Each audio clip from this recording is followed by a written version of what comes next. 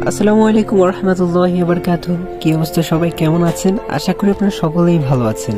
আর যারা চ্যানেলে নতুন এসেছেন তারা এখনই চ্যানেলটি সাবস্ক্রাইব করে বেল আইকনটি প্রেস করে দিবেন, কারণ আমরা আরো সুন্দর সুন্দর অনেক অসাধারণ গল্প নিয়ে আসব। আর গাইস, এখনই ভিডিওতে লাইক করে দেন, কমেন্ট করে দেন। তো চলুন আর দেরি না করে এখনই শুরু করে দেওয়া যাক আমাদের আজকের ভিডিও। একদিন হ্যাপি আর আমি ফান করতেছিলাম, হঠাৎ হ্যাপি বসে পড়ে। আমি আর আন্টি ওকে হসপিটালে নিয়ে গেলাম, কিন্তু ডাক্তারের রিপোর্ট শুনে আমি অবাক হয়ে যাই। ডাক্তার যখন রিপোর্টগুলো দেখছিল তখন আমি বারবার বলছিলাম, প্লিজ ডাক্তার, হ্যাপির কি হয়েছে বলুন। ডাক্তার তখন বলল, আপনি পেশেন্টের কি হন? সাজিদ তখন বলল, আমি ওর ফ্রেন্ড আর উনি ওর মা। ডাক্তার তখন বলল, দেখুন, খুব একটা সুখবর নেই, আল্লাহ ভালোই জানেন, তবে রিপোর্ট অনুযায়ী মেয়েটি আর বেশি দিন বাঁচবে না। এটাই আমার মনে হলো, কারণ ওনার ক্যান্সার হয়েছে। তবে বাকিটা আল্লাহর হাতে, যদি আপনারা ভালো কোনো চিকিৎসা করতে পারেন, যদি আল্লাহ তাআলা চায় তাহলে ভালোও হতে পারে। ডাক্তারের কথাগুলো শুনে আমি মাঠে দপ করে বসে পড়লাম, আর আন্টি মাথা ঘুরে পড়ে গেল। তারপর ডাক্তার আন্টিকে একটা কেবিনে ভর্তি করে নিল।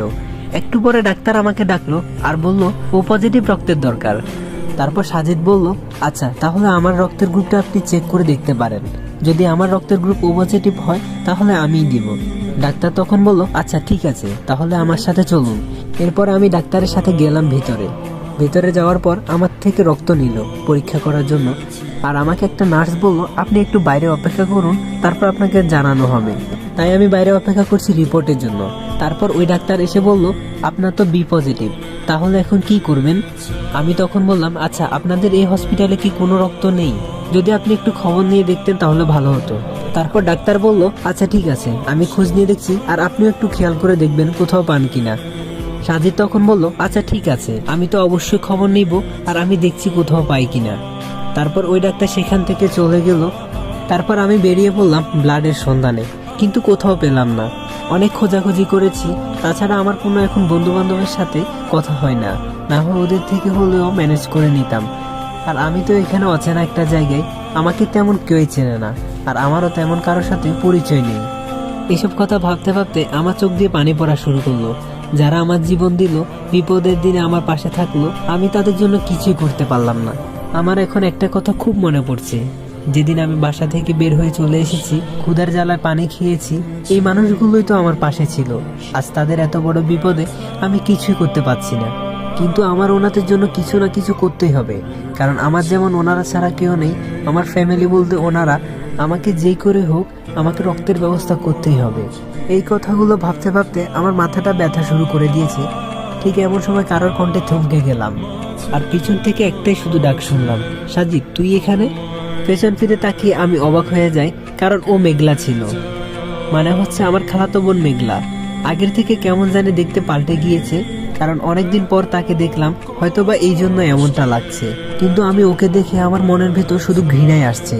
যে মানুষটার জন্য আমার জীবনের আজ এই অবস্থা, ধরতে গেলেই আমার সবকিছুই বদলে গিয়েছে। মেঘলা আমাকে এভাবে দাঁড়িয়ে থাকতে দেখে বলল, কি রে, কথা বলছিস না কেন? আমি ওকে কিছুই বলতে চাই না, কারণ আমি ওর সামনে দাঁড়াতে চাচ্ছিলাম না, তাই চলে আসতে লাগলাম। এমন সময় মেঘলা ছুটে এসে আমার হাত ধরলো, আর আমাকে বলতে লাগলো, সাজিদ, তুই কই ছিলি? অনেক কিছু বদলে গিয়েছে এই বছরগুলায়, অনেক কিছু বলার আছে তোকে। তখন আমি রাগ নিয়ে আমার হাত ছাড়াতে ঝাঁকি দিলাম, আর মেঘলাকে তখন বললাম, কোন সাহসে একজন নেশাখোরের হাত ধরেছিস? এক ঝাটকায় মেঘলার হাত থেকে ছাড়িয়ে নিলাম আমার হাতটা। তারপর মেঘলার সামনে থেকে চলে আসলাম। তারপর আমি সোজা চলে গেলাম হসপিটালে গিয়ে ডাক্তারের কাছে গেলাম, কারণ আমি কোথাও রক্ত পাইনি। ডাক্তার বলেছিল উনিও চেষ্টা করবে, দেখি উনি পেয়েছে কিনা। যেই না আমি ডাক্তারের কাছে যাব, পেছন থেকে ডাক্তার হাজির। ডাক্তার আমায় দেখে বলল, ব্লাড ম্যানেজ হয়ে গিয়েছে। আমি এই কথাটা শুনে কি পরিমাণ খুশি হয়েছি তা ভাষায় প্রকাশ করা যাবে না।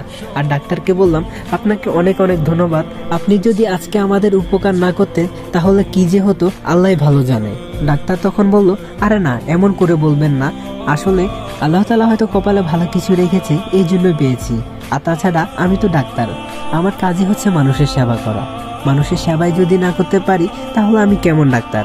তারপর আমি ডাক্তারের সাথে কথা শেষ করে চলে গেলাম আন্টির কাছে। রাতে আন্টির জ্ঞান ফিরল, আমি আন্টিকে বসতে সাহায্য করলাম। দেখতে পেলাম আন্টি খুব চিন্তা করছে, আর আন্টিকে তখন বললাম, আন্টি, আপনি চিন্তা করবেন না, আল্লাহ নিশ্চয় আমাদের কাছ থেকে এমনভাবে হ্যাপিকে নিয়ে যাবে না। তখন আন্টি আমাকে ধরে চিৎকার করে কান্না শুরু করে দিল, কারণ হ্যাপির এখনো জ্ঞান ফেরেনি। আন্টি শুধু পাগলামো করছিল।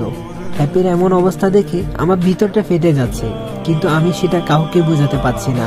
আন্টির সামনে আমি প্রকাশ করতে পারছি না। তার কারণ হচ্ছে, আমি যদি আন্টির সামনে এভাবে কান্না করি তাহলে আন্টিও ভেতর থেকে ভেঙে পড়বে। তারপর আন্টির কাছ থেকে আমি চলে গেলাম ডাক্তারের কাছে। ডাক্তারকে গিয়ে বললাম আমি একবার হ্যাপিকে দেখতে চাই, কারণ ওকে দেখার জন্য আমার ভেতরটা কেমন জানি ধুপ ধুপ করছিল। কারণ যার সাথে আমি সারাক্ষণ সময় কাটাই সেই মানুষটার আজ এই অবস্থা, আমি তা কিছুতে মানতে পারছি না। তারপর আমি ডাক্তারকে অনেক বোঝানোর পরে আমি হ্যাপির কেবিনে গেলাম। কেবিনে গিয়ে দেখি মেয়েটা কি সুন্দর করে শুয়ে আছে। যে মেয়েটা হাসি খুশি ভাবে থাকতো, আজ তার এই অবস্থা। ওকে দেখে আমার ভেতরটা কেমন জানি করে উঠলো।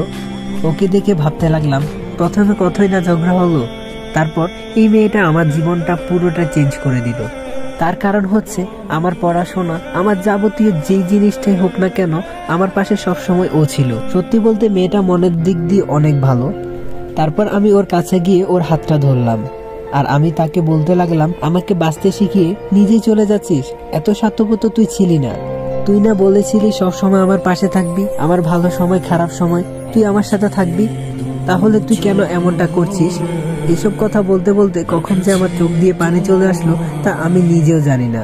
তারপর আমার চোখ থেকে পড়া নোনা জলগুলো যেন আজ সাক্ষী হয়ে রইল, হ্যাপিকে ছাড়া সাজিতে লাস্টে এগোনো অনেকটাই অসম্ভব। আমি ওর দিকে তাকিয়ে শুধু এই কথাগুলো ভাবছিলাম। যে মেয়েটার পাশে থাকলে ও কথা বলার জন্য পাগল করে ফেলতো, আজ ও নিস্তব্ধ হয়ে শুয়ে আছে, কিছুই বলতে পারছে না। তারপর আমি এসব কিছু আর সহ্য করতে না পেরে কেবিন থেকে বের হয়ে চলে আসলাম। চলে গেলাম আন্টির কাছে, কারণ আন্টি এখন পর্যন্ত কিছু খায়নি, আর উনি যদি না খায় ওনার শরীরটা আরো খারাপ হয়ে যাবে। গিয়ে দেখি আন্টি ওইখানে শুয়ে আছে, তাই ভাবলাম আন্টির জন্য আমি বাইরে থেকে খাবার নিয়ে আসি। তাই আমি সেখান থেকে বের হয়ে চলে গেলাম একটা রেস্টুরেন্টে গিয়ে কিছু খাবার নিলাম। আমি কিছুই খাইনি, কারণ আমার খেতে ইচ্ছে করছে না, কিন্তু আমি না খেলেও আন্টিকে তো খেতে হবে। তাই আমি বেশি দেরি না করে যখনই টাকা দিতে গেলাম, ঠিক তখনই পেছন থেকে একটা ডাক আসলো, কিরে সাজিদ তুই এখানে? আমি আমার নামটি শুনে অবাক হয়ে যাই, কারণ এই নামে তো আমাকে এখানে কেউ চেনে না, আমার কলেজের কিছু বন্ধুরা ছাড়া। পিছন ফিরে দেখি আমার একটা বন্ধু। আসলে ওর সাথে আমার পরিচয়টা হয়েছিল এসএসসি পরীক্ষার সময়। পরীক্ষার হলে আমার পাশের সিটে ও বসেছিল, সেই থেকে আমাদের বন্ধুত্ব শুরু। আজ এত বছর পর আমার ওর সাথে দেখা। তারপর আমি রাকিবকে বললাম আমি তো এখানেই থাকি। রাকিব তখন বলল, তা ভালো কথা, তুই কখন এলি এখানে? সাজিদ বলল, অনেক বছর হয়ে গিয়েছে, তো তুই কেমন আছিস? রাকিব বলল, হ্যাঁ আমি আলহামদুলিল্লাহ ভালো আছি, তা তুই এখন কোথায় যাবি? সাজিদ তখন বলল, আসলে আমি অনেক বড় একটা বিপদে আছি। রাকিব বলল, কি বিপদ? তারপর আমি রাকিবকে পুরো ঘটনাটা খুলে বলি। সব কথাই বললাম, কিন্তু আমার অতীত ছাড়া, কারণ আমার অতীত আমি কখনোই মনে করতে চাই না। রাকিব তখন বলল, ও তাহলে এই ব্যাপার? তবে বন্ধু তোর সাথে দেখা হয়ে ভালোই হলো। আমার একটা মামা আছে, উনি আমার ক্যান্সারের রোগীদের চিকিৎসা করে। এই কথা শুনে আমি অনেক খুশি হয়ে যাই। তারপর আমি রাকিবের সাথে কথা বলে ওর থেকে ওর নাম্বারটা নিলাম, আর ওকে বললাম আমি খুব তাড়াতাড়ি হ্যাপিকে নিয়ে তোর মামার কাছে যাব, আর যেই করে হোক ইনশাল্লাহ ওকে আমি ভালো করবই। কারণ হচ্ছে মানুষের চেষ্টাই হচ্ছে বড় কিছু, বাকিটা আল্লাহর হাতে। এই বলে আমি রাকিবের সাথে কথা শেষ করে আমি হাসপাতালে যাওয়ার উদ্দেশ্যে রওনা দিলাম। হাসপাতালে গিয়ে দেখি আন্টি বসে আছে। তারপর আমি আন্টিকে বললাম, তো গাইজ ভিডিওটি কেমন লাগলো অবশ্যই কমেন্ট করে জানাবেন, আর যদি ভালো লেগে থাকে তাহলে এখনই like comment share and subscribe করে দিবেন।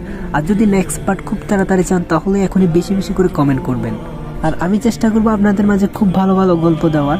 তো সবাই একটু কষ্ট করে বেশি বেশি করে শেয়ার করবেন। তো সবাই ভালো থাকবেন, সুস্থ থাকবেন, খোদা হাফেজ।